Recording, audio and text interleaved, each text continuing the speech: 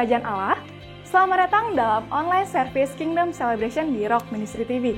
Sebelum mengikuti ibadah online, ada beberapa hal yang harus Anda pastikan terlebih dahulu. Pastikan device atau gadget Anda sudah siap dengan kuota internet dan daya baterai yang cukup untuk mengikuti ibadah. Siapkan waktu khusus untuk mengikuti ibadah online tanpa gangguan. Belajarlah untuk fokus dan serius karena Anda sedang mengikuti ibadah, bukan sedang menonton ibadah. Warga Kerajaan Allah, selamat mengikuti ibadah online dengan penuh sukacita. God bless you.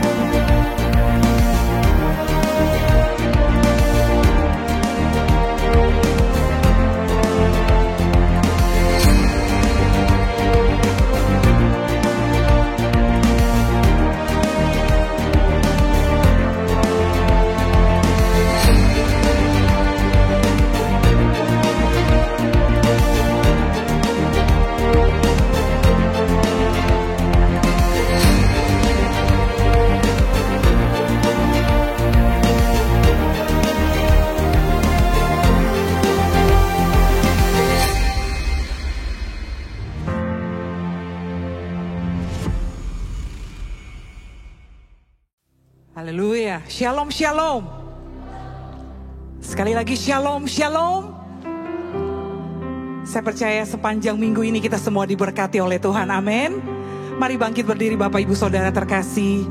Sebelum kita mulai ibadah kita di sore hari ini, mensyukuri kebaikan dan anugerah Tuhan Yesus, mari sama-sama dengan saya kita baca satu ayat firman Tuhan dari Yosua 24 ayat 15. Yosua 24 ayat 15, sekali lagi sama-sama kita bacakan 3, 2, 1. Tetapi jika kamu anggap tidak baik untuk beribadah kepada Tuhan, pilihlah pada hari ini kepada siapa kamu akan beribadah. Allah yang kepadanya nenek moyangmu beribadah di seberang sungai Efrat, atau Allah orang Amori yang negerinya kamu diami ini. Tetapi aku dan seisi rumahku, kami akan beribadah kepada Tuhan. Haleluya, beri sorak-sorai meriah bagi Tuhan Yesus, Tuhan yang layak ditinggikan dan disembah. Bapak, kami bersyukur sore hari ini karena anugerah-Mu, kebaikan-Mu, kami boleh datang di tempat ini memuji dan menyembah Engkau. Kami mau bawa ucapan syukur dan terima kasih kami, pujian, pengagungan kami bagi nama di atas segala nama, bagi Tuhan Yesus yang layak disembah. Terima kasih Tuhan, ditinggikan Engkau, dimuliakan Engkau. Datanglah kerajaan-Mu, jadilah kehendak-Mu, dalam nama Tuhan Yesus. Amin. Haleluya. Terima kasih Tuhan Yesus. Dalam setiap musim keadaan hidup kami Tuhan, kami tahu Engkau Tuhan yang turut bekerja dan selalu ada bersama-sama dengan kami.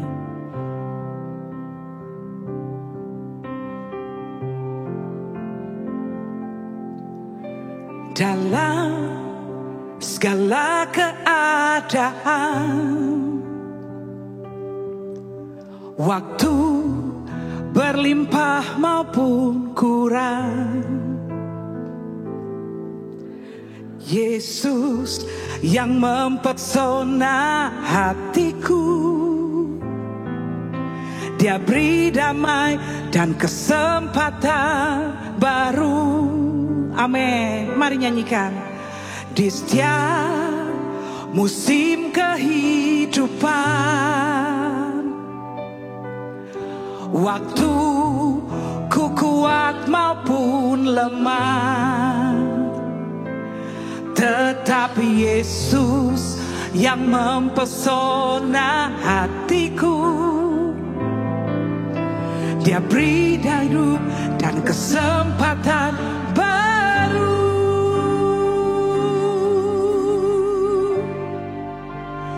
Sekali Yesus, selamanya Yesus. Harapanku tak akan hilang, karena kasih-Nya sekarang ku ada. Oh Yesusku, ku cinta Kau selamanya. Mari beri sorak-sorai meriah bagi Tuhan Yesus. Haleluya. Yes Lord. Di setiap musim kehidupan, kami percaya Tuhan Yesus, waktu ku kuat maupun lemah, tetapi Yesus yang mempesona hatiku. Dia beri hidup dan kesempatan baru. Sekali Yesus, selamanya Yesus. Harapanku tak akan hilang, karena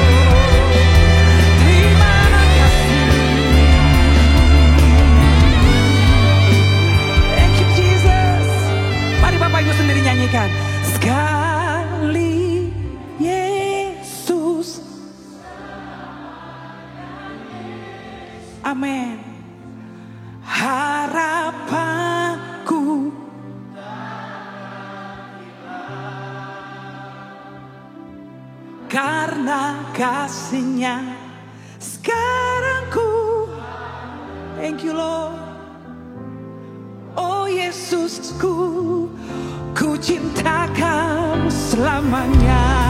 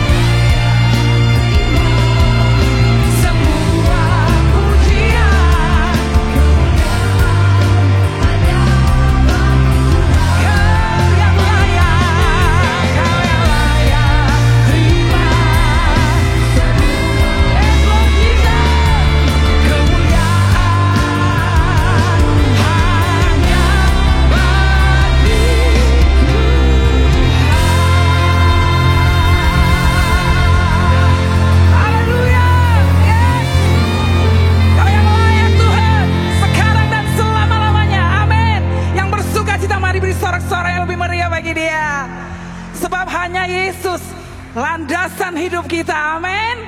Kekuatan di hidup kita, haleluya. Mari yang setuju sama-sama tepuk tangan bagi dia.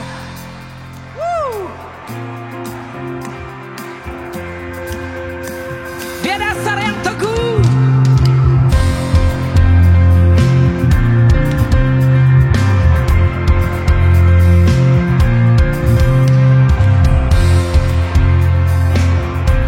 Kami bersuka cita dalam hadirat-Mu sore ini, Tuhan Yesus. Mari nyanyikan sama-sama. Yesus, Kau dasar yang teguh. Amin. Amatku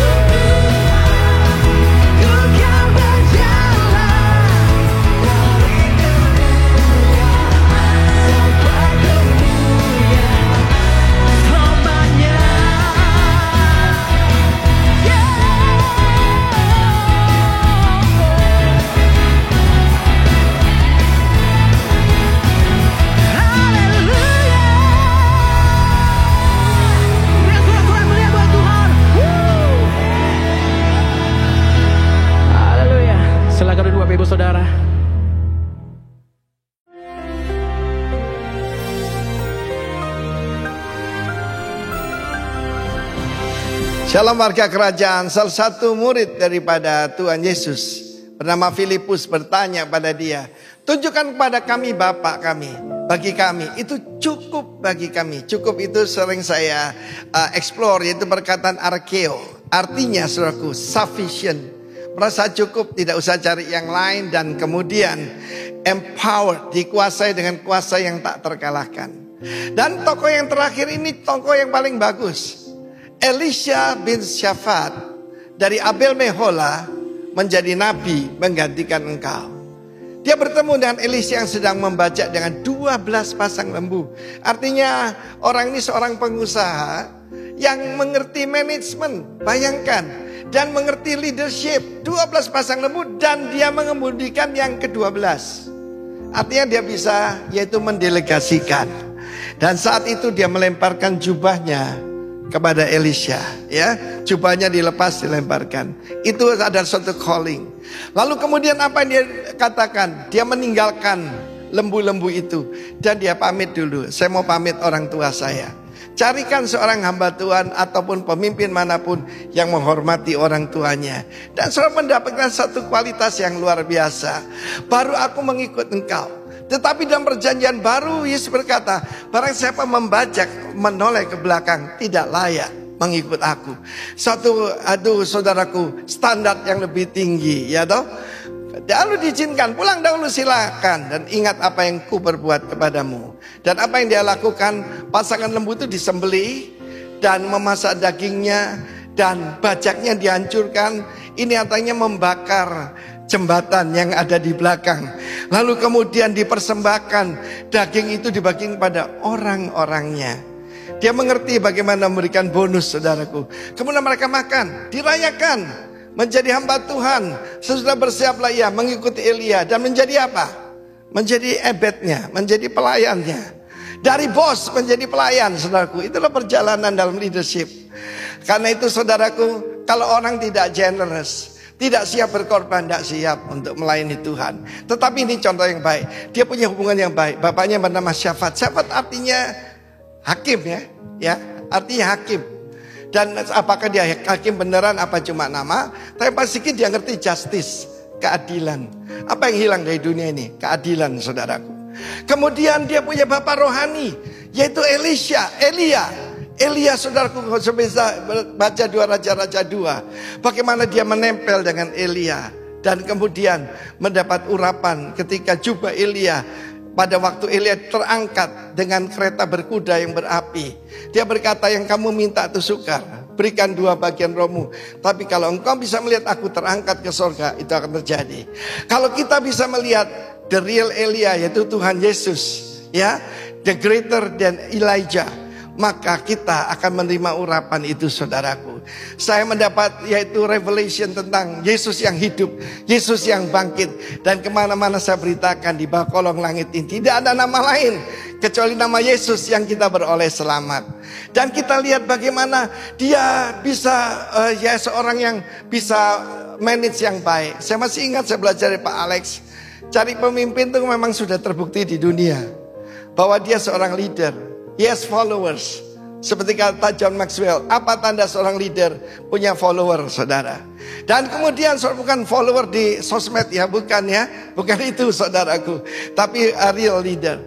Dan kita lihat bagaimana Elisha dipakai Tuhan secara luar biasa lebih spektakuler daripada Nabi Elia, bapak rohaninya. Karena itu, saudaraku, milikilah hubungan yang baik dengan orang tuamu. Milikilah hubungan yang dekat dengan ayah rohanimu. Dan tentu saja dengan Bapa di sorga. God bless you. Jadi pemimpin yang hebat. Dalam nama Yesus, influence your family. Haleluya. Amin. Shalom warga kerajaan. Dalam 1 Raja-Raja pasal yang ke-17 ada kisah tentang Elia dan juga janda di Sarfat. Ketika janda ini pergi keluar untuk mendapatkan kayu bakar untuk memasak sedikit makanan terakhir yang dia miliki. Akhirnya dia bertemu dengan seorang teman lamanya, yaitu Nabi Elia. Dan saat itu Elia berkata, "Aku sangat lapar, maukah engkau membantu aku untuk membuatkan sesuatu untuk bisa dimakan?" Dan janda ini berkata, "Tentu saja Elia, tetapi kenyataannya adalah ini adalah makanan terakhir yang kami miliki." Saya akan memasakkannya untuk keluarga saya, tetapi kami juga akan membagikannya dengan Anda. Itu yang dikatakan oleh janda Sarfat. Dari kisah sederhana ini kita belajar beberapa hal. Yang pertama, terlepas dari semua keadaannya yang memprihatinkan, janda ini tidak egois, saudara. Amin. Janda ini juga tidak serakah. Yang kedua, dia tidak putus asa. Jauh di lubuk hatinya dia tahu bahwa Tuhan itu adalah Allah yang setia. Dia pergi ke wadah tepung dan minyaknya, menuangkan tetes terakhir yang dia miliki, dan membuatkan Elia sebuah roti untuk dimakan. Kemudian barulah dia membuat roti untuk dia sendiri dan juga putranya. Perhatikan ini, keesokan harinya dia kembali dan membuka wadahnya. Dan sangat mengejutkan seperti apa yang dikatakan Elia kepadanya. Ada sedikit tepung dan minyak di wadah keduanya. Hari demi hari, bulan demi bulan, tepung dan minyak itu tidak pernah habis. Apa artinya, saudara? Tuhan melipat gandakan apa yang dia miliki. Ketika saudara melihat situasi saudara hari ini saudara mungkin berpikir, saya tidak melihat bagaimana saya akan berhasil. Keadaannya sangat sulit. Tidak mungkin saya akan berhasil. Tidak mungkin saya keluar dari situasi sulit seperti sekarang ini. Tetapi seperti halnya wanita ini, ketika saudara dan saya menghormati Tuhan, ketika kita mengutamakan Dia, Tuhan akan memerintahkan berkat-Nya atas kehidupan Anda dan saudara. Dia akan melipat gandakan sumber daya kita. Dan ingat, Dia akan memampukan, Dia akan menopang kehidupan kita. Amin. Warga kerajaan dikasihi Tuhan, hari ini adalah hari yang baru. Mari naik satu tingkat lebih tinggi. Saatnya untuk apa? Saatnya untuk bangkit dari kekurangan dan kekalahan. Menjadikan apa? Menjadi kelimpahan dan juga kemenangan dalam kehidupan saudara dan saya. Serahkan apa yang saudara miliki ke dalam tangan Tuhan. Dan belajar untuk mempercayakan hidup dan masa depan kita kepada Tuhan. Ingat, benih harus ditanam sebelum musim panen itu akan datang. Belajar untuk hidup taat kepada Tuhan dengan sumber daya yang saudara miliki. Dan perhatikan bahwa Tuhan akan melipat gandakan apa yang saudara dan saya miliki. Yang percaya katakan amin. Mari kita berdoa. Tuhan, ajar kami untuk mempercayakan hidup dan masa depan kami di dalam tangan pemeliharaan Tuhan. Kami mau belajar untuk tidak egois, tidak berputus asa, seperti apa yang dilakukan wanita ini, Tuhan. Ketika kami mengutamakan Engkau dalam kehidupan kami, Engkau akan memerintahkan berkat, bahkan melipat gandakannya. Kami siap untuk menabur hari ini. In Jesus' name, amen. Tuhan Yesus memberkati saudara. God bless you. Thank you, Lord.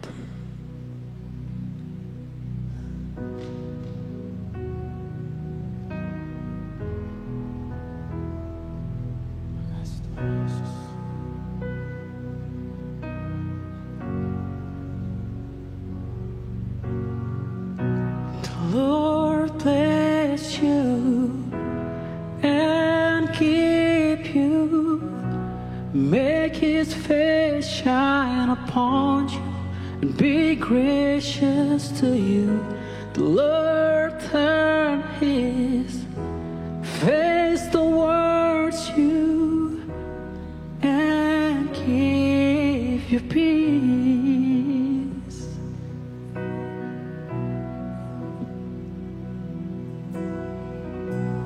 Lord bless you and keep you, make His face shine upon you and be gracious to you.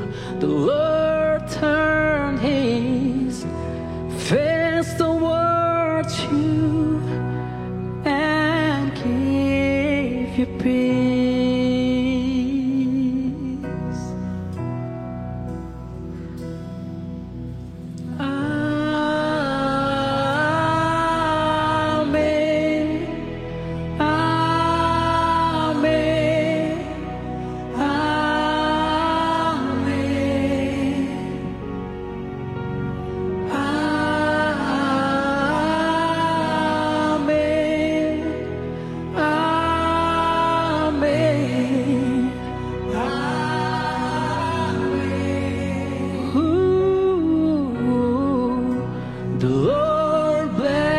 you and keep you. Make his face shine upon you and be gracious to you. The Lord turn his face towards you and keep you. The Lord bless you. The Lord bless you and keep you. Make his face shine upon you and be gracious to you. The Lord turn his face towards you and give you peace.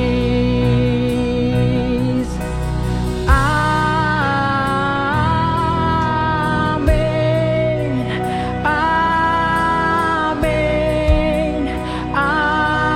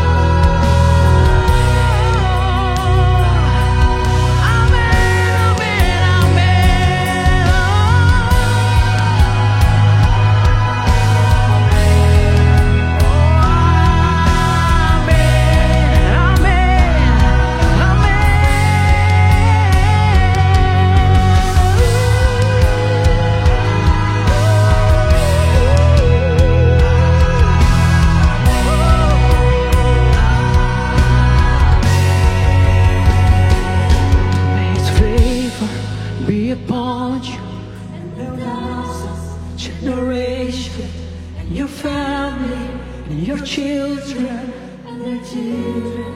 May his presence go before you and behind you and beside you, all around you,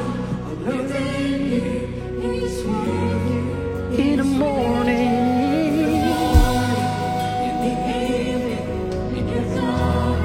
And you're going, you're weeping, rejoicing in his glory. May his favor, generation, and their children, may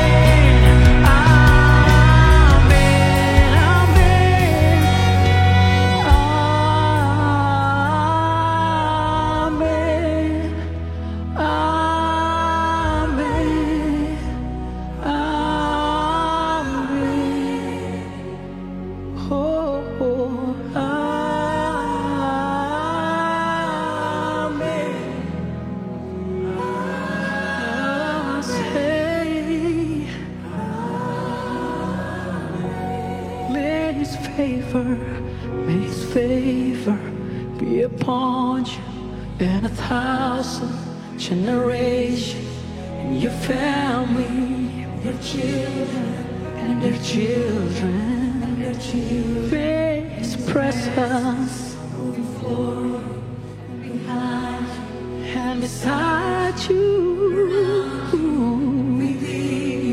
He's with you, He's with you. In the morning, in the evening, in your coming and your going, your weeping, your rejoicing, He is for you. May His favor 1,000 generations, your family, and your children, and their children, and their children. May His presence for you, and behind you, and beside you, around you, within you. He's with you. In the morning, He's for you, He's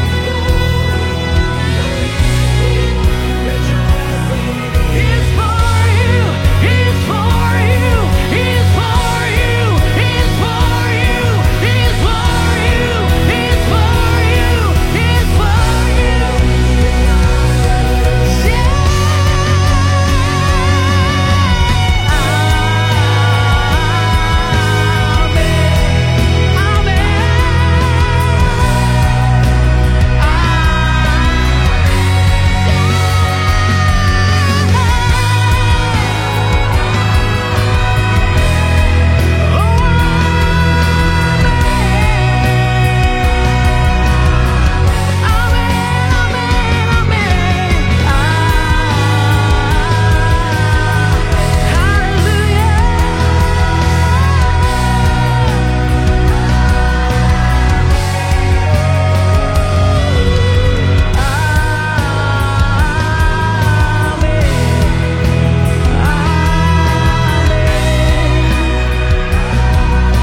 Mari jemaat bisa nyanyikan lagu ini, katakan amin.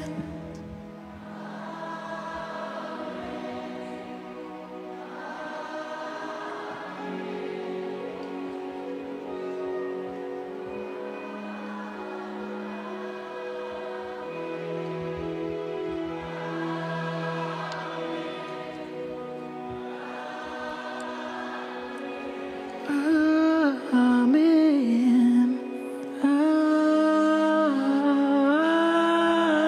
Amin.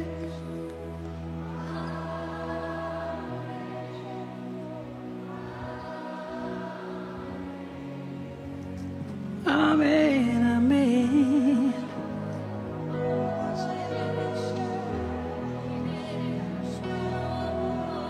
Korelama sekiriana morentiana yes. Korelama sekiriana. Yesus, Yesus, Yesus. Korelama sekiriana. Show us your glory, O Lord. Show us your mercy today. You are King. You are King of kings and Lord of lords. Tuhan, kami menyembah-Mu, meninggikan Engkau sore ini.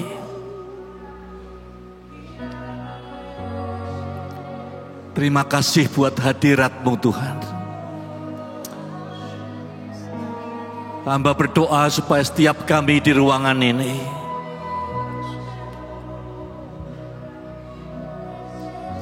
boleh bertemu dengan Tuhan, muka dengan muka.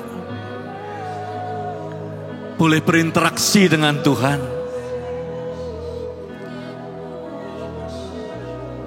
Tuhan Yesus, jangan ada satupun di antara kami yang tidak berjumpa dengan Tuhan sore ini.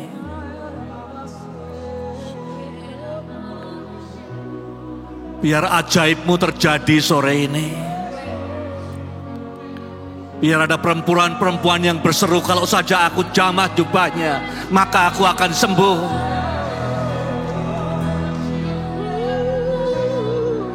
Ada yang mendengar suara seperti Bartimeus, apa yang Kau kehendaki? Aku mau melihat Tuhan. Jadilah demikian.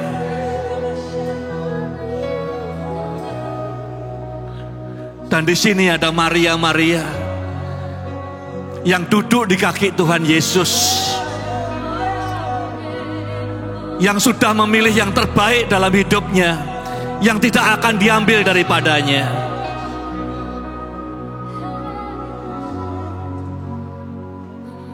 Di sini juga ada anak-anak, lewat apa yang mereka punya, 5.000 orang diberi makan. Kami undang Roh Kudus untuk beroperasi di tengah kami sore ini dengan leluasa.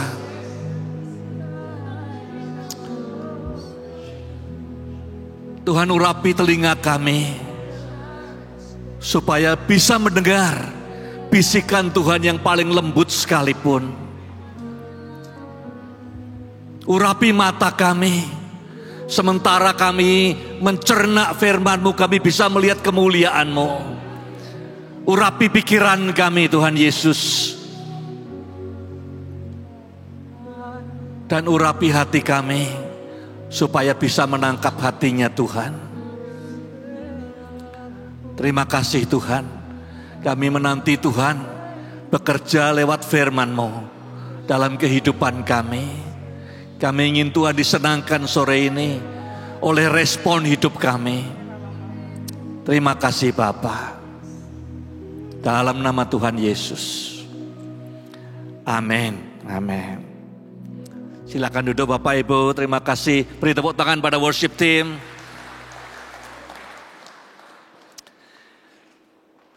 Bersyukur untuk bisa menyembah Tuhan bersama saudara sore ini. Banyak orang bertanya-tanya, kenapa sih kita beribadah hari Minggu? Ya, ada orang bilang karena itu Sabat, Minggu bukan Sabat, Sabatnya kemarin Sabtu, ya hari ke-7. Kita beribadah hari Minggu karena ini hari kebangkitan Tuhan Yesus. Ya. Sebelum Yesus bangkit, tidak ada orang kumpul hari Minggu. Ya, orang Yahudi kumpulnya hari Sabtu, hari Sabat. Jadi kita datang hari Minggu untuk selalu diingatkan Yesus itu bangkit. Paulus berkata, kalau Yesus itu tidak bangkit, semua yang kita kerjakan tidak ada gunanya. Satu-satunya yang membedakan kita dari semua orang lain, karena Yesus itu bangkit. Tapi kita ini manusia sering lupa. Kadang kalau kita baca Alkitab, kita jengkel lihat orang Israel. Baru aja ada mujizat, sudah komplain lagi, udah bersungut-sungut lagi. Baru ada mujizat lagi, komplain lagi. Terus komplain terus seperti itu. Tapi kalau saya lihat hidup saya juga sering seperti itu. Sering lupa. Ya. Baru Tuhan buat mujizat tahun lalu, udah lupa lagi, khawatir lagi. Tuhan buat mujizat lagi, khawatir lagi. Itu sebabnya kita perlu ibadah tiap hari Minggu. Yang kita sembah itu Tuhan yang hidup. Kadang berapa hari lewat hari Minggu kita udah lupa bahwa Yesus yang kita sembah itu Tuhan yang hidup. Ya. Banyak orang Kristen jalani kehidupan tapi cara jalannya seakan-akan seperti yang dia sembah itu bukan Tuhan yang hidup. Itu sebabnya tiap hari Minggu kita perlu diingatkan yang kita sembah itu Yesus yang bangkit. Kalau cara kita hidup di kantor, di sekolah, di kampus, di pasar, dimanapun juga, tidak ada bedanya dengan orang-orang lain yang tidak percaya Yesus. Pertanyaannya jangan-jangan pengetahuan tentang Yesus bangkit cuma di kepala, tapi tidak di hati. Karena kalau kita tahu yang kita sembah itu hidup, cara hidup kita akan beda dengan orang-orang lain. Nah, selain diingatkan Yesus bangkit, hari Minggu kita kumpul untuk Yesus ingin menggarisbawahi lagi betapa dia sangat mengasihi saudara. Kadang kesibukan kita, kadang challenges dalam hidup, urusan keuangan, keluarga, membuat kadang-kadang kita tidak lagi bisa merasakan kasih Tuhan Yesus. Hari Minggu Yesus menggarisbawahi betapa dia mengasihi kita. Jadi kalau sampai sekarang terus dibuat selesai ibadahnya, dua itu sudah sangat bagus. Satu, pulang dengan sadar yang kita sembah itu bukan Tuhan yang mati seperti Tuhannya orang-orang lain, tapi Tuhan yang hidup. Nomor dua, yang mau digarisbawahi Yesus tiap hari Minggu adalah dia sangat mengasihi saudara individually. Tiap saudara dikasihi Tuhan. Sore ini saya mau titipkan dari firman Tuhan 5 hal. Ya, gampang. 1, 2, 3, 4, 5. Ya, ingat-ingat. Hal yang pertama, ini hal yang sangat penting. Menentukan kebahagiaan hidupmu atau tidak. Menentukan buah-buah hidupmu ada atau tidak. Hidupmu akan membosankan atau penuh gairah. Yang pertama kata panggilan. Ya, dipanggil Tuhan. Nah, banyak orang, saya ingin luruskan kesalahpahaman soal kata dipanggil Tuhan.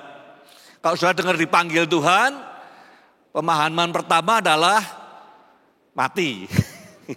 Dipanggil Tuhan artinya tugasnya di bumi udah selesai. Ya, harusnya seneng tapi susah, gitu kan? Yang susah yang hidup. Ya, yang mati seneng barangkali. Ya, dipanggil Tuhan bisa artinya mati.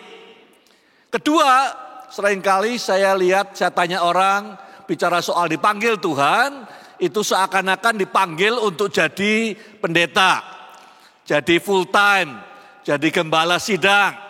Ya, ada orang-orang yang dipanggil Tuhan untuk full time, untuk jadi gembala sidang, untuk jadi hamba Tuhan, jadi misionaris, penginjil. Ada, dan itu bagus. Ya.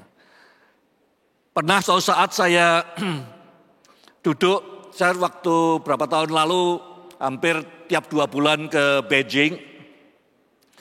Kemudian ada satu sahabat saya, dia seorang lawyer, tahu lawyer ya, pengacara, cukup terkenal. Kantornya mungkin salah satu yang paling tinggi di Beijing. Suatu saat dia beritahu saya, Tuhan panggil dia untuk sekolah Alkitab.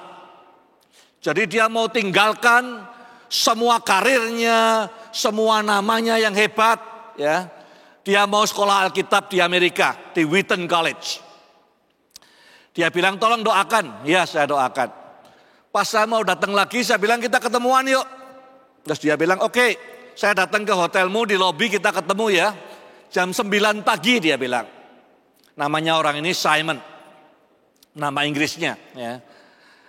Kemudian dia bilang, tapi jam 9 aja, soalnya jam 8 saya diinterview untuk dapat visa Amerika.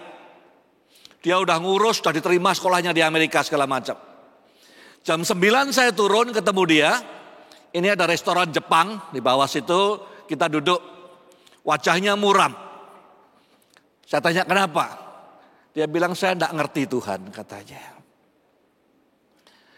Saya udah tinggalkan kerjaan saya korbankan semuanya, mau sekolah Alkitab, diterima di Wheaton. Tadi pagi interview ditolak. Sulitnya apa sih Tuhan ngasih saya visa?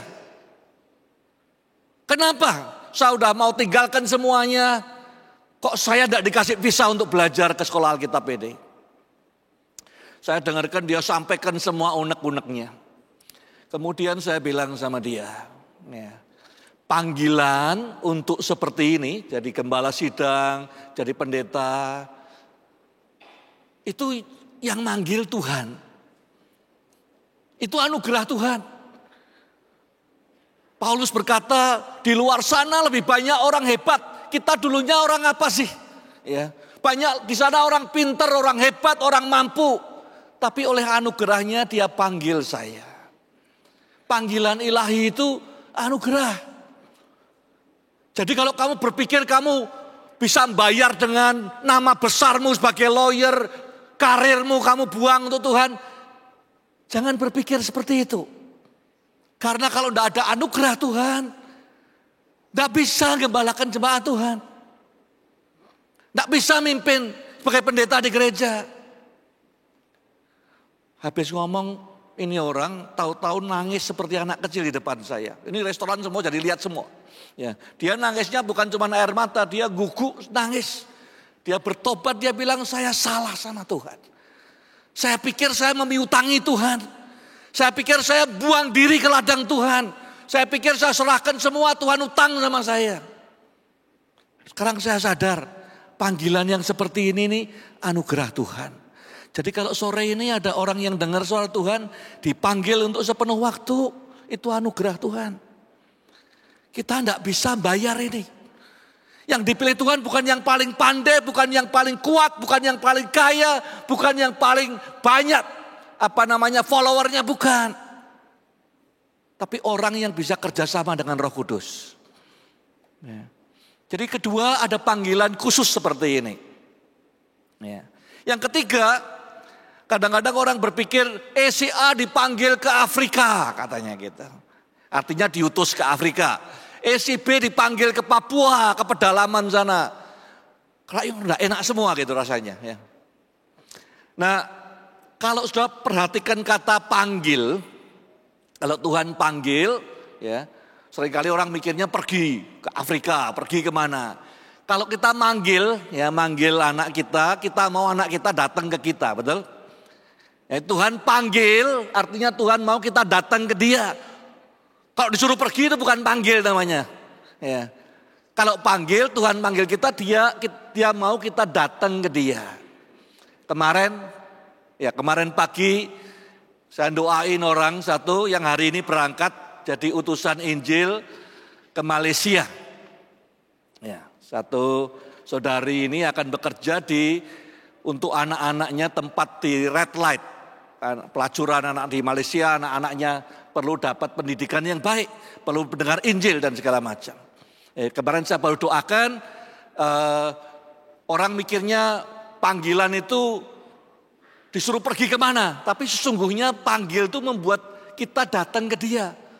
Lalu maksudnya gimana? Saya ceritakan pada dia, karena Tuhan sudah di sana duluan. Tuhan sudah di Malaysia duluan, di lampu merah itu duluan. Jadi Dia panggil kamu datang. Tidak ada tempat yang lebih baik di dunia daripada dekat sama Tuhan. Setiap kita dipanggil Tuhan. Karena apa? Karena tujuannya Tuhan manggil kita itu supaya kita dekat sama Dia. Sejak awal alasan Tuhan menciptakan manusia apa? Supaya kita dekat sama Dia, bersekutu dengan Dia. Jadi kalau sampai apapun kita, ada yang dipanggil untuk menegakkan kerajaan Allah di kantor. Ada yang dipanggil menegakkan kerajaan Allah di sekolah. Ada yang dipanggil menegakkan kerajaan Allah di pasar. Di mana? Di keluarga. Dimanapun juga. Tapi itu panggilan Tuhan. Kenapa kok namanya panggilan? Karena Tuhan sudah di sana sebelum saudara. Dia panggil saudara. Dia sudah duluan. Jadi panggilan bukan cuma soal tempat, tapi juga soal bisa aja sudah terpanggil untuk menegakkan kerajaan Allah di kalangan murid-murid, siswa, mahasiswa, pengusaha, atau siapapun juga. Tuhan manggil kita karena Dia mau dekat. Kalau ada orang merasa terpanggil oleh Tuhan, melayani sebagai apapun juga, tapi kemudian dia jauh dari Tuhan, itu bukan panggilan Tuhan. Manggil itu dekat selalu. Jadi kalau kita betul panggilan Tuhan, kita turuti, ya, mau jadi pendeta, kayak mau jadi guru, mau jadi pengusaha, tapi itu panggilan Tuhan. Kalau itu betul panggilan Tuhan, makin kita turuti, makin dekat sama Tuhan. Karena itu maunya Tuhan. Tapi sering saya ketemu dalam hidup ini orang dipanggil Tuhan, ya dipanggil melayani mahasiswa atau apapun juga. Tapi kemudian sibuk dalam pelayanannya sampai dia jauh dari Tuhan. Lah itu kayak Adam. Ya, Adam itu dikasih taman Firdaus, Tujuannya supaya bisa ketemu sama Tuhan terus di situ. Bergaul akrab. Tapi kemudian waktu dia berdosa, Taman Eden dijadiin tempat persembunyian. Nah, jadi panggilan tujuannya membuat kita dekat dengan Tuhan. Panggilan selalu ada unsur, ya, kita ninggalkan sesuatu. Saya mau bacakan dulu beberapa ayat firman Tuhan tentang panggilan ini. Kejadian pasal 12. Saya bawa Alkitab Kejadian 12. Saya akan bacakan ayat 1 sampai ayat 3. Berfirmanlah Tuhan kepada Abram, pergilah dari negerimu, dari sanak saudaramu, dari rumah bapakmu ini, ke negeri yang akan kutunjukkan kepadamu. Aku akan membuat engkau menjadi bangsa yang besar, dan memberkati engkau, serta membuat namamu masyhur, dan engkau akan menjadi berkat. Aku akan memberkati orang-orang yang memberkati engkau, dan mengutuk orang-orang yang mengutuk engkau. Dan olehmu semua kaum di muka bumi akan mendapat berkat.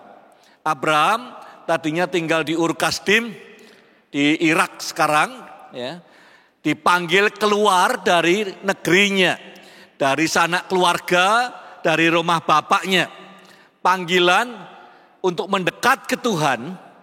Jadi Tuhan panggil Abraham karena Tuhan sudah ada di tanah perjanjian. Dia panggil Abraham, keluar dari keluargamu, dari sanak saudaramu, datang ke tanah perjanjian. Karena kita hanya bisa berdampak kalau kita bersama dengan Tuhan. Tuhan panggil kita. Ya.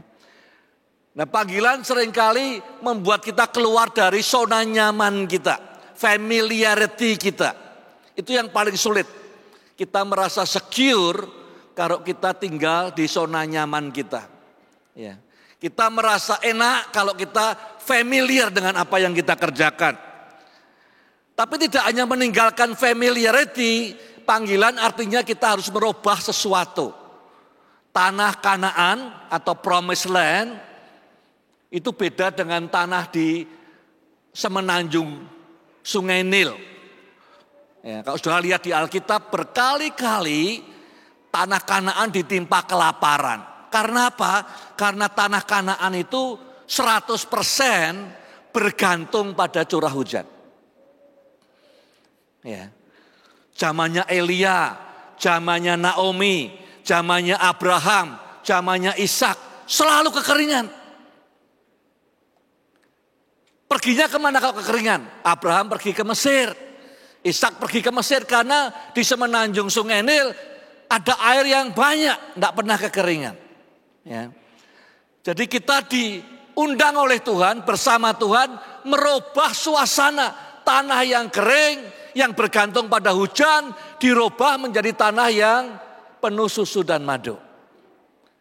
Saudara dipanggil Tuhan, macam-macam panggilannya. Semua dipanggil Tuhan. Tidak ada yang tidak dipanggil, karena Tuhan ingin dekat dengan saudara. Yang ada adalah orang-orang yang mendekat ke Tuhan, mendengar panggilannya, atau orang-orang yang sengaja lari dari panggilan Tuhan seperti Yunus. Ya, kalau tiap ruangan selalu ada seperti itu. Harap tidak di tempat ini. Ya, tapi tempat lain biasanya ada orang yang dengar panggilan Tuhan walaupun tidak familiar, walaupun sulit, walaupun meninggalkan familiarity, comfort zone, tapi mau mendekat pada Tuhan. Ada orang yang lari dari panggilan Tuhan seperti Yunus. Ada orang ketiga, orang yang tidak dengar panggilan Tuhan. Ya, jadi kalau saudara punya anak kecil, biasa pas mainan kita dipanggil namanya, Andre, mainan terus, sibuk dia. Kesibukan kita membuat kita tidak dengar suara Tuhan. Ya, Andre, main terus, Andre, main terus. Kalau di Amerika kalau sudah sampai di topnya gitu dipanggilnya namanya lengkap. Andre Joshua Nichols. Itu artinya sudah sebentar lagi sudah ada hukumannya gitu kira-kira. Ya, Tuhan juga sama. Semua kita dipanggil Tuhan. Ada yang merelakan walaupun sulit. Kadang-kadang kelihatannya sulit. Kalau sudah lihat di pasal 11 ini, bagian terakhir, sesungguhnya yang diajak Tuhan pertama kali itu Terah. Ya, Terah itu bapaknya Abraham. Dikatakan di pasal 11 ayat 31, lalu Terah membawa Abram anaknya, Sarah menantunya, dari Ur Kasdim ke tanah perjanjian. Tapi kemudian mereka sampai di Haran, berhenti. Di ayat terakhir pasal 11 dikatakan Terah mati di Haran. Ya. Mulainya udah baik Terah ini. Tapi dia tidak sampai ke tujuan. Ya, tidak sampai ke tujuan, dia berhenti di Haran dan mati di Haran. Saya harap tidak ada satupun dari saudara yang mati di Haran. Belum sampai tanah perjanjian, dia merasa kok enak ya di sini ya, Haran kok enak. Sudah keluar dari rumahnya, tapi belum sampai tujuannya. Kok rasanya nyaman di sini. Padahal panggilannya Tuhan bukan di Haran. Rasa nyaman itu yang membunuh Terah. Deny his right. Yang membuat dia tidak bisa menerima janji itu dan jatuh ke Abraham karena apa? Dia tidak menyelesaikan panggilan Tuhan. Jadi yang pertama, semua kita dipanggil Tuhan. Jadi kita ada orang-orang yang jalan mendekat ke Tuhan, ya. Ada orang yang melawan, lari ke tempat lain, ada yang tidak dengar. Lah kadang-kadang kalau Tuhan caranya tidak seperti kita orang tua, dia ngomongnya bisa aja lewat, kadang ya lewat kanker, ya, manggilnya, kadang lewat usaha yang sulit, keuangan, kadang lewat anak yang bandel, gitu-gitu. Tapi tujuannya apa? Supaya kita dengar, karena hanya dengan kita dekat sama Tuhan, kita akan menemukan kebahagiaan sejati. Ya, maksudnya Tuhan selalu baik. Nomor 2, bersama dengan panggilan selalu ada janji Tuhan. Jadi saudara semua yakini semua Tuhan panggil saudara. Tidak semua dipanggil jadi pendeta, tapi Tuhan panggil saudara karena Dia ingin dekat dengan saudara. Intimacy, ya, akrab. Yang kedua, kalau Tuhan panggil selalu ada janjinya. Selalu. Ya, jadi dia bilang Tuhan menunggu di tanah perjanjian, dia undang Abraham, terus dia katakan dalam janjinya itu, aku akan membuat engkau menjadi bangsa yang besar, memberkati engkau. Janji itu gunanya untuk apa? Ya, janji ada minimal gunanya membangkitkan harapan. Ya. Harapan itu aset terbesar dalam kehidupan kita. Seorang berkata begini, kita ini diuji sungguh betul. Kita bisa hidup tanpa makanan, tanpa makan apa-apa, cuma minum air putih aja, selama 40 hari bisa hidup. Ya, saya pernah tinggal di Korea, pendeta-pendeta di sana biasanya kalau belum puasa 40 hari belum srek gitu rasanya. Ya, bukit doa 40 hari cuma minum air putih aja, bisa hidup. Kita juga bisa hidup tanpa air, jadi puasa enggak makan, enggak minum 4 hari bisa. Ya, udah diuji, bisa kita enggak makan, enggak minum 4 hari tetap bisa hidup. Tanpa air 4 hari bisa. Kita bisa hidup tanpa oksigen 4 menit. Jadi kalau mau latihan, mau jadi angkatan laut, KKO, kalau di Amerika Navy SEAL, ujiannya nyilam ke air 4 menit. Kalau enggak bisa ya enggak bisa lolos. Jadi kita bisa hidup tanpa oksigen 4 menit. Tapi kita tidak mungkin bisa hidup tanpa hope lebih dari 4 detik. Karena begitu kita tidak punya pengharapan, kita akan bunuh diri. Saudara mungkin mikir mau mewariskan apa untuk anakmu. Ya, entah itu uang, mobil, perusahaan, toko, gelar sekolah kan yang tinggi, dia bisa. Yang paling penting adalah wariskan pengharapan. Pengharapan itu apa sih? ada lebih baik di sana. Ada yang lebih baik. The future is better. Ada seorang sosiolog Amerika baru-baru ini mengatakan generasi Amerika hari ini generasi yang paling susah katanya. Untuk pertama kalinya dalam sejarah Amerika, anak-anak muda melihat masa depannya akan lebih buruk daripada masa orang tuanya dulu. Oh, itu bukan hope. Ya. Jadi hope itu penting sekali, pengharapan itu penting. Yaitu bahwa kita melihat di depan itu lebih baik. Tanpa pengharapan, ya, kita tidak bisa berjuang. Ngapain susah-susah kalau nggak ada pengharapan? Pengharapan jangkarnya apa? Janji Tuhan. Bukan asal pikiran manusia. Tuhan berjanji. Lagu di Alkitab yang paling terkenal namanya karena kasih setianya itu tetap selamanya-selamanya. Artinya apa? Semua yang dia janjikan dia genapkan. Allah itu setia. Nah, dia tidak bilang antara janji dengan penggenapannya berapa lama. Kalau langsung ya tidak perlu ada hope. Karena ada tenggang waktu antara janjinya dengan penggenapannya, muncullah pengharapan. Pengharapan membuat orang bisa mengerjakan hal-hal yang tidak mungkin. Jadi janji nomor 1 itu memberi kita pengharapan. Nomor 2, janji itu membuat kita jadi ulet, resilience. Ya. Ibrani mengatakan ini orang rela dibunuh, rela dianiaya. Ibrani 11. Ya. Semua disiksa demi apa? Demi pengharapan, demi janji. Jadi kalau orang menerima janji, dia lebih ulet, lebih resilience. Robert Schuller pernah berkata, tough things never last. Tough people do. Ya. Hal-hal yang sulit dalam hidup ini tidak akan ada selama-lamanya. Ada tanggal kedaluarsanya. Tapi orang-orang yang ulet akan bertahan sampai akhir. Jadi janji gunanya apa? Kita bisa bertahan dalam tantangan hidup dan kita punya pengharapan ya, dalam hidup ini. Di dalam ayat ke-10 pasal 12, ketika kelaparan timbul di negeri itu. Jadi ayat 1, 2, 3 tadi Tuhan baru mengatakan pergilah, dia janjikan bangsa yang besar dan segala macam berkat. Baru 7 ayat kemudian di ayat ke-10 dikatakan ketika kelaparan timbul di negeri itu, pergilah Abram ke Mesir untuk tinggal di situ. Terus dia ke Mesir. Waktu sampai Mesir, dia hampir kehilangan istrinya yang dikasihinya, Sarah.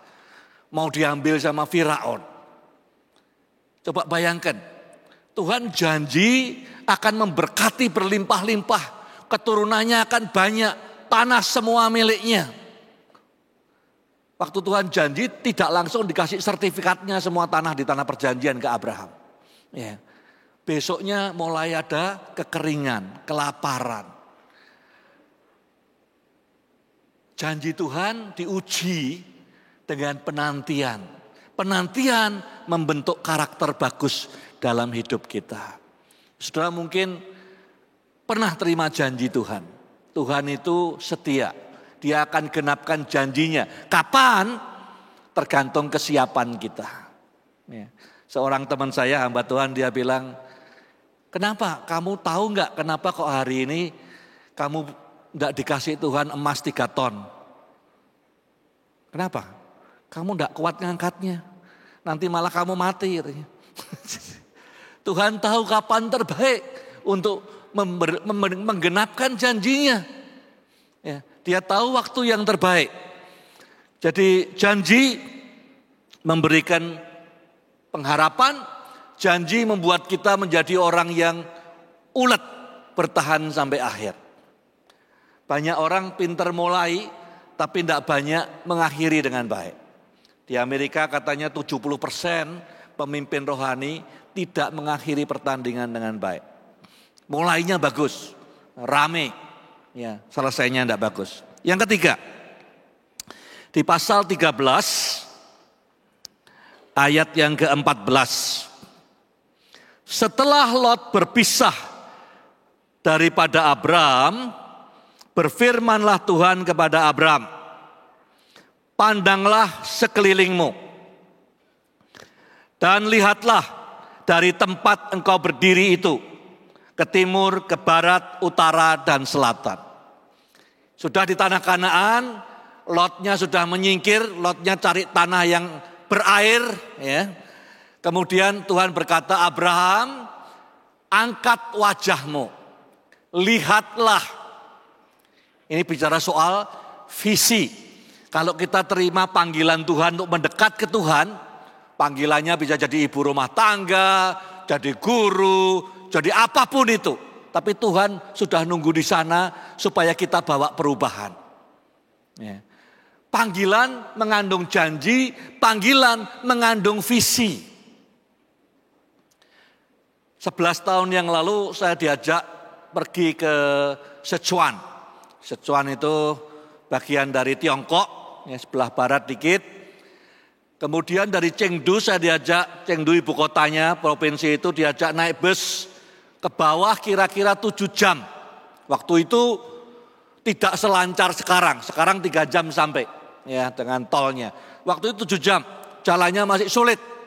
Sampai di sebuah desa, ada gadis kecil mungkin umurnya 30 tahun, tapi badannya kecil, pendek gitu.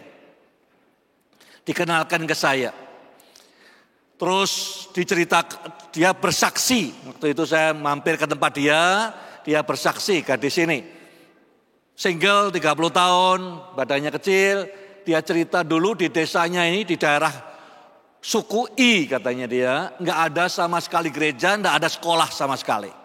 Jadi dia tidak pernah belajar baca tulis, tapi dia kepengin. Dia nemu Alkitab milik mamahnya. Mamahnya nggak pernah baca Alkitab. Tapi suatu saat berapa tahun, 6 tahun yang lalu katanya, ada seorang hamba Tuhan datang dari Chengdu, doakan mamahnya yang sakit. Mau mati, mamahnya sembuh.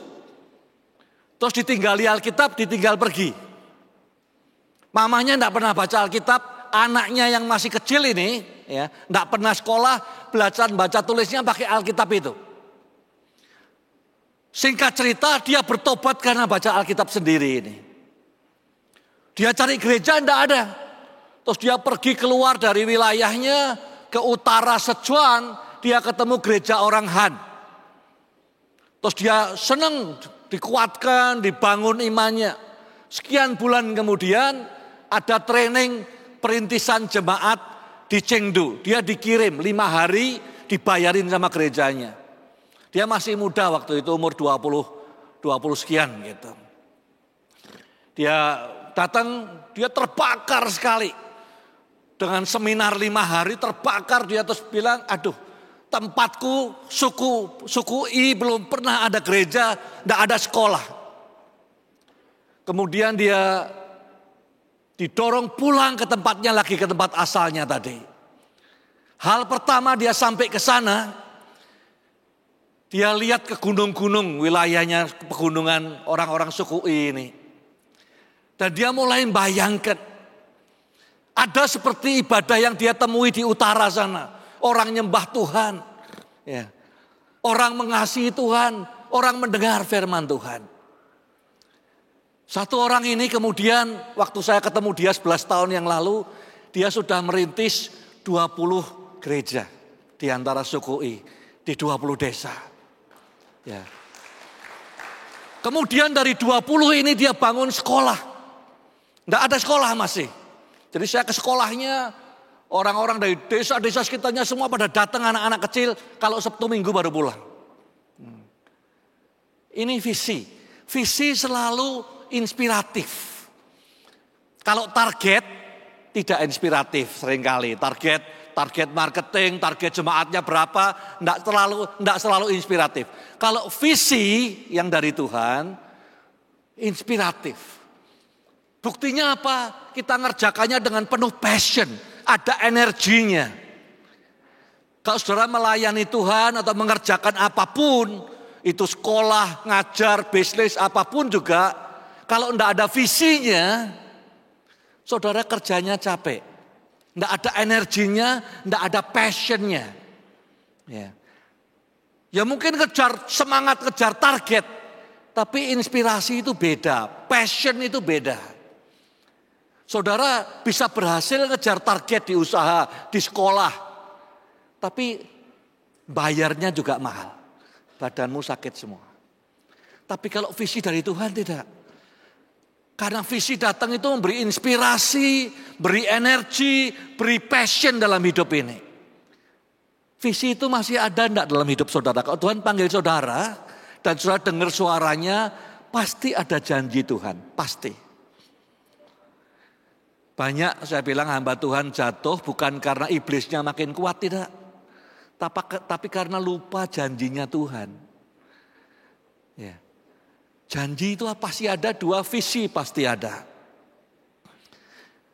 Yang keempat, saya mau lihat di dalam pasal 13 ayat 17.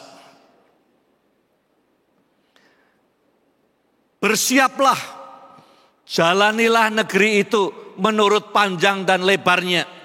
Sebab kepadamulah akan kuberikan negeri ini. Dia udah lihat dengan matanya, tidak cukup. Ya. Tidak cukup hanya ngelihat visi. Dia perlu jalani apa yang Tuhan janjikan itu. Maksudnya apa? Maksudnya tetap terus jalan di situ. Jangan nyimpang kemana-mana. Fokus. Yang dikerjakan iblis, biasanya yang saya temui, yang membuat orang-orang percaya tidak mencapai destininya ada 3. 1, saya ingat waktu Hawa disodorin buah apa itu? Durian. Enggak, durian kan ya. Buah pengetahuan baik dan jahat. Ya. Orang-orang bilang, kenapa sih makan buah aja dosa? Bukan makan buahnya dosa. Ya. Iblis waktu itu tidak berusaha meyakinkan Hawa. Dia tidak berusaha menjelek-jelekkan Tuhan, tidak. Ya. Walaupun iblis itu sakit hatinya dalam sekali sama Tuhan. Waktu dia diusir dari surga, sakitnya luar biasa. Ya. Tapi dia tidak mampu melawan Tuhan. Jadi yang dia buat apa? Yang dia buat, dia nyakiti orang-orang yang disayangi Tuhan. Gitu kan? Ya. Ada orang bilang gini, kalau saya disiksa kayak apa, saya terima oleh nama Yesus. Tapi kalau disiksa sama yang disiksa itu istri ya saya, anak saya, aduh, enggak tahan saya. Ya. Iblis caranya gitu, dia ngelawan Tuhan enggak berani, enggak bisa. Yang dia bisa apa? Menyakiti orang-orang yang disayang Tuhan. Dengan harapan Tuhan bisa sedih. Lihat orang-orang seperti saudara dan saya disakiti oleh iblis. Cara nyakitinya gimana? 1, dia cuman bikin kita bimbang. Iblis cuman tanya ke Hawa. Memangnya Tuhan bilang kamu enggak boleh makan buah ya? Cuman tanya aja. Iblis tidak ngotbai, jelek-jelekin Tuhan tidak. Minta supaya Hawa percaya, dia tidak. Dia cuman tanya. Apa benar Tuhan melarang kamu makan buah ini semua? Kebimbangan menghancurkan seluruh umat manusia. Karena firman Tuhan berkata di Ibrani, satu-satunya cara menyenangkan Tuhan adalah dengan iman. Tidak pernah ada dalam sejarah orang bisa menyenangkan Tuhan tanpa iman. Tidak pernah ada. Walaupun uangnya banyak, gelarnya banyak, followernya banyak, tidak ada dan tidak akan pernah ada. Karena Alkitab berkata, hanya dengan iman kita menyenangkan Tuhan. Jadi yang iblis buat cuma satu, buat kita bimbang saja. Kita bisiin kita aja, apa betul Tuhan pernah berjanji sama kamu begini? Bimbang aja. Apa betul Tuhan mengasihi kamu, menjanjikan ini? Kita bimbang saja. Iblis sudah menang duluan. Yang kedua yang iblis buat adalah distraction. Seperti Terah tadi. Jalan, mampir di Haran, sotonya enak, satenya enak, pemandangannya bagus, tamannya kok luar biasa, berhenti di Haran, mati di Haran. Dalam hidup kita sama, Tuhan panggil kita, ada misi dalam hidup kita, banyak distraction. Ya, distraction itu yang mengganggu konsentrasi kita. Untuk ngurus ini, ngurus itu kok enak, ini kok enak, itu kok bagus, ini kok bagus. Kita tidak sampai tujuan. Yang ketiga yang dikerjakan iblis, ya, kita dibuat sibuk setengah mati. Kalau dia bilang ini dibuat bimbang, tidak bisa satu orang ini. Dipecah konsentrasinya tidak bisa. Sama iblis dijorokin sekalian. Ya sana pelayanan sesibuk-sibuknya sampai tidak sempat hubungan sama Tuhan. Ya. Orang banyak pikir sibuk itu rohani, nggak ada rohani sibuk. Ya. Yesus tidak pernah tergesa-gesa. Tidak pernah ceritanya tergesa-gesa. Dia kerja keras ya. Tapi kesibukan dipakai iblis untuk memisahkan kita dari kasih Tuhan. Jadi fokus, hindari distraction. Yang terakhir, pasal 13 ayat 18. Sesudah itu Abraham memindahkan kemahnya dan menetap di dekat pohon terbantim di Mamre, dekat Hebron. Lalu didirikanlah mezbah di situ bagi Tuhan. Kenapa Hebron? Waktu itu Hebron itu perbukitan yang paling tinggi elevasinya. Jadi kalau dia milih Hebron supaya kalau dia bangun pagi buka jendela, dia lihat seluruh tanah perjanjian yang Tuhan janjikan. Tiap hari dia diingatkan akan panggilannya. Panggilan Abraham 2. Satu adalah tanah itu jadi miliknya, keturunannya jadi seperti bintang di langit. Tiap bangun pagi, dia buka jendela, dia keluar, dia lihat bentangan semua tanah Kanaan, tanah perjanjian, visi Tuhan, janji Tuhan, tiap pagi ada. Milih tempat itu perlu, ya, tempat di mana mezbah didirikan. Lot salah milih tempat. Dia milih tempat yang banyak airnya, ya, yang basah, yang gampang korupsi. Kita lihat akhir hidupnya seperti apa. Habis Lot. Setelah Lot pergi, cara pandangnya Lot tidak ada lagi. Abraham lihat visi Tuhan. Yang dia pilih Hebron. Hebron itu the land of the giant.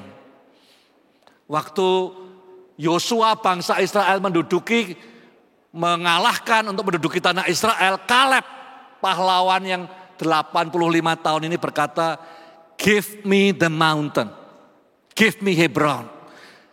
Berikan kepadaku tanah di mana para raksasa tinggal." Ini pemimpin. Dia pikir kalau Hebron dikalahkan, seluruh Israel habis semua.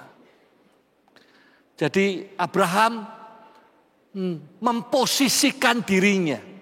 Bukan soal lokasi geografis. Saudara perlu memposisikan dirimu tiap hari supaya bisa lihat janji Tuhan, lihat visi Tuhan. Kalau saudara tidak ada semangat lagi, mungkin visinya kabur. Saudara bimbang, mungkin janjinya Tuhan lupa. Yang terakhir ini paling penting, dia bangun mezbah di situ. Mezbah itu pertemuan Tuhan dengan manusia, kehidupan doa. Semua yang tadi panggilan, janji, visi, fokus, hilangnya mulai dari yang nomor 5 ini. Doa, mezbah Tuhan.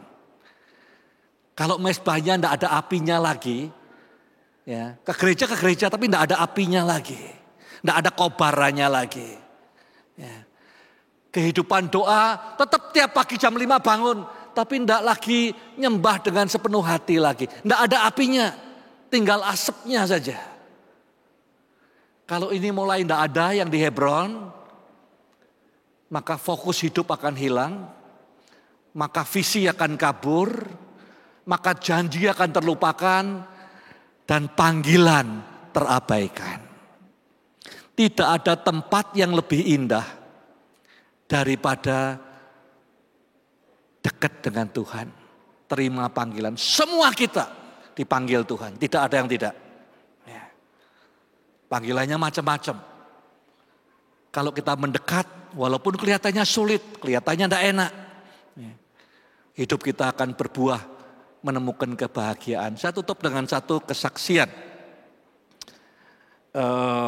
Saya pernah di waktu yang sama itu saya diajak kunjungan di Sichuan. Seorang pasangan suami istri dokter. Istrinya sudah pensiun tahun ini waktu saya datang. Suaminya masih dokter ahli penyakit dalam. Istrinya ahli kanker. Dua-dua dokter. Tahun 91 kira-kira Tiongkok masih miskin, tidak sekaya sekarang. Istrinya dikirim ke Amerika, ke kota namanya Pittsburgh. Untuk belajar tentang kanker tumor. Ya. Dia berangkat ke sana, tapi pemerintah Tiongkok waktu itu tidak bisa nyangoni banyak-banyak. Jadi dia cerita waktu di Amerika dia sering kelaparan. Sering susah hidupnya. Tapi demi partai komunis, demi negara dia kerjakan. Pas dia susah, dia sulit. Yang ngirimin apel, yang ngirimin roti, itu Chinese Church, gereja orang-orang Tionghoa di Pittsburgh. Seminggu 3 kali kirim makanan ke dia. Akhirnya dia pengen tahu nih orang aku tidak kenal. Ya. Kok baik sekali. Terus dia datang ke gereja, akhirnya terima Tuhan Yesus. Ibu ini. Terus dia dibaptiskan di kolam. Pas dia dibaptis, ibu ini bilang, aku dengar suara Tuhan itu audible. Jelas, bukan bisikan, bukan suara hati. Jelas. Tuhan bilang, kamu akan punya banyak ratusan anak katanya. Dia lihat ini suara siapa dan tidak mungkin di Tiongkok ada undang-undang orang cuma boleh punya 1 anak. Ini orang yang ngomong tidak ngerti barangkali. Ya. Tapi dia simpan dalam hati, dia ngomong ke pendetanya bilang aja, sudah percaya saja katanya. Setelah sekian lama dia dikirim pulang sebagai misionari gereja ini balik ke Sichuan. Sampai Roma cerita ke suaminya, suaminya terima Tuhan Yesus. Kemudian berapa saat dia kerja di rumah sakit dua-dua. Suatu saat pulang dari rumah sakit, dia lihat ada 1 anak terlantar di pinggir jalan. Terus ditanyain, tidak ada rumahnya, tidak ada keluarganya, dibawa pulang sama dia. Anak umur 9 tahun. Ya. Setelah itu ada lagi Tuhan kasih, ada lagi. Waktu saya kunjungi, ya, 10-11 tahun yang lalu, itu dia sudah punya 7 rumah besar. Sebagian punyanya sendiri, sebagian sewa, penuh anak-anak. Ratusan. Ada yang sudah lulus jadi gurunya mereka, jadi pembimbingnya mereka. Tuhan genapkan janjinya. Dia tidak ngerti waktu itu. Negara yang begitu kuat, berkuasa, punya undang-undang. Tuhan punya caranya sendiri. Menggenapkan janjinya. Dia dipanggil karena Tuhan sudah duluan pulang ke Sichuan. Diundang dia balik ke Sichuan. Dikasih visi tentang anak-anak. Ya, lewat 7 tempat tadi. Waktu itu saya kunjungi. Dia mulai merintis gereja. Ada 11 gereja. Yang di 11 gereja ini kemudian membiayai 7 rumah ini. Yang isinya kita 500-an anak kira-kira. Ya. Tuhan panggil, dia bisa genapkan, janjinya ada, exciting, tidak ada bebannya. Sama sekali, sudah pensiun, tidak takut, tidak ada bebannya, exciting, semangat kalau kesaksian. Panggilan yang sama juga bisa pada saudara. Problemnya banyak orang Kristen itu, kita itu mimpinya terlalu kecil, sampai tidak dapat apa-apa dalam hidup ini. Padahal yang kita sembah Tuhan yang besarnya luar biasa. Mari kita berdoa.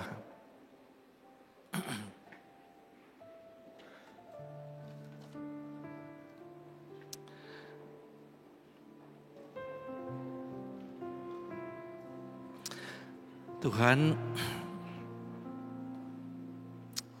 hamba mau berdoa buat semua umat-Mu di tempat ini.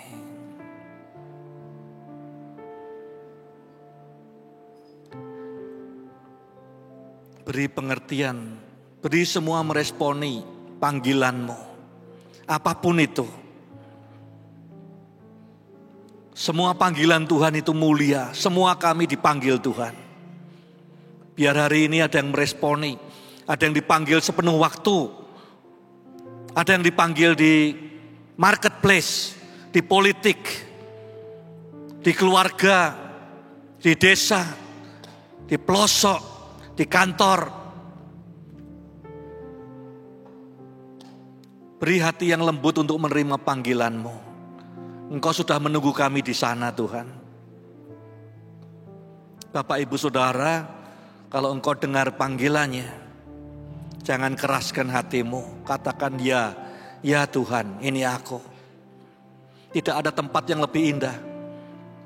Tuhan sudah menunggu di sana. Dia panggil saudara datang ke tempat itu. Ada yang mungkin menunggu janji Tuhan sudah lama. Sudah mulai melupakan janji itu. Give up. Tuhan katakan, aku Allah yang setia. Waktunya akan datang dan akan datang segera Dia genapkan janjinya dalam hidupmu. Engkau pernah punya visi yang besar untuk perusahaanmu, untuk keluargamu, untuk kantormu, untuk neighborhoodmu. Tapi mulai pudar.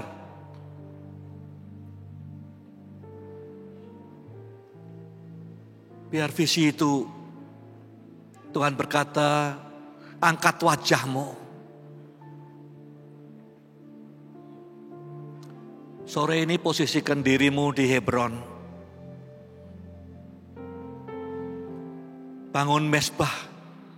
Nyalakan kembali api di mezbah itu. Supaya berkobar lagi. Tuhan, Kau berurusan dengan setiap kami saat ini.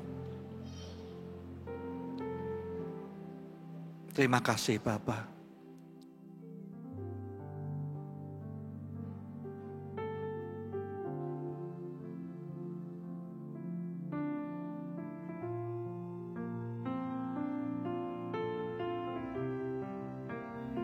Kita akan masuk dalam perjamuan kudus. Saya mengundang daripada seluruh warga kerajaan. Kita bangkit berdiri bersama-sama. Mari kita persiapkan hati kita. Adakah daripada warga kerajaan yang belum menerima perjamuan boleh angkat tangan? Nanti para pelayan Tuhan akan melayani saudara, boleh angkat tangan. Yang belum? Sudah semua ya.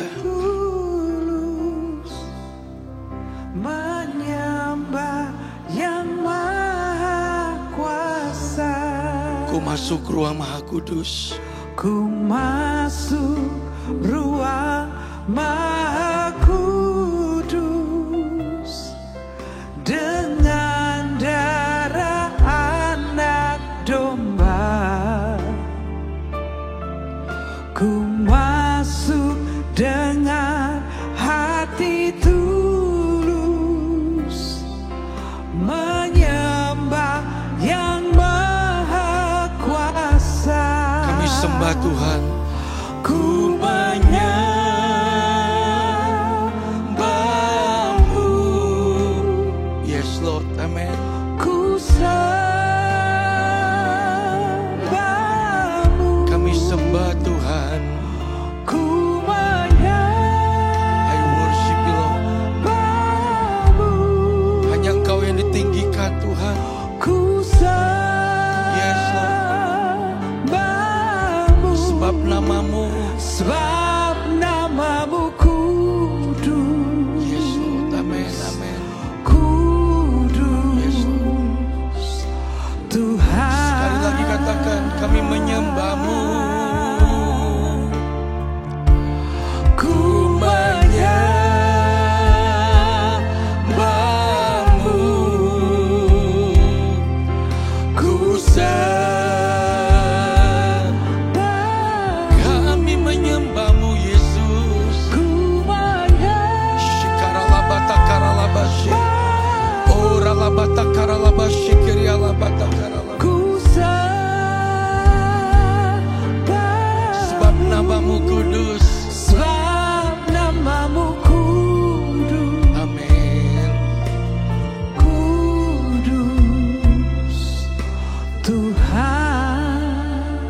setiap kali kita makan perjamuan ini bukan sekedar menjadi kebiasaan, saudara.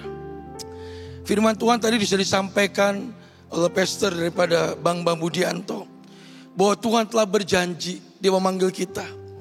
Saya ingat pesan daripada Bapak kita, Pak Arifin. Bapak punya visi 1000 gereja. Saudara, waktu Tuhan berbicara kepada Bapak rohani kita, itu tidak main-main, saudara. Berarti kita tuh sedang ada di suatu tempat di mana Tuhan punya rencana yang besar. Tinggal kita menangkap dan fokus tadi dikatakan. Saudara mungkin berkata gini, gak mungkin saya bisa. Ya buat manusia, ya buat kita. Tapi malam ini dia berkata, bagi manusia itu tidak mungkin. Tapi buat orang yang percaya, yang menanggapi daripada panggilan yang Tuhan katakan dalam firman-Nya, kalau dia berjanji, dia pasti akan menepatinya. Karena dia adalah Allah yang tidak pernah ingkar janji. Amin. Mari kita angkat mari kita angkat roti ini. Terima kasih Tuhan. Bukankah roti yang kita pecah-pecahkan ini adalah persekutuan kita dengan tubuh Kristus? Mari kita makan dalam nama Yesus.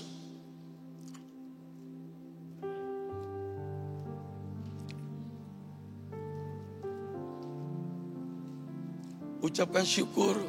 Mari angkat tinggi-tinggi cawan perjamuan ini. Tinggi-tinggi. Terima kasih Tuhan. Di dalam cawan ucapan syukur ini ada perjanjian, ada kehidupan. Dan bukan manusia yang buat perjanjian, Tuhan sendiri yang buat perjanjian. Kalau firman Tuhan yang berjanji, dia sendiri berbicara, itu pastikan dia genapi, saudara. Saya tidak tahu apa masalah saudara, saya tidak tahu apa yang sedang terjadi. Tapi malam ini dia berkata, apapun yang saudara hadapi, dia pasti akan memberikan jalan keluar. Mujizat Tuhan, kesembuhan, pertolongan Tuhan tidak pernah terlambat. Karena dia adalah Allah penyembuh kita. Dia adalah God is supply, yang menyediakan dan yang memberkati kita. Bukankah cawan yang atasnya kita ucapkan syukur adalah persekutuan kita dengan darah Kristus? Mari kita minum dengan iman dalam nama Yesus. Bapak Ibu boleh duduk kembali semuanya warga kerajaan. Sekali berapa banyak yang diberkati sore hari ini. Lambaikan tangan kita, berikan kemuliaan bagi Allah kita. Haleluya. Oke, semua sudah siap pulang. Mari kita angkat tangan kita dan terimalah berkat daripada Tuhan. Kiranya Tuhan memberkatimu dan melindungimu. Tuhan menyinarimu dengan wajahnya dan memberimu kasih karunia demi kasih karunia. Tuhan mengharapkan wajahnya kepadamu dan berimu damai sejahtera. Diberkatilah keluargamu, diberkatilah orang tuamu, diberkatilah anak cucumu, diberkatilah studimu, diberkatilah pekerjaanmu, diberkatilah usahamu. Dan biarlah apapun yang kau kerjakan, dibuat Tuhan berhasil.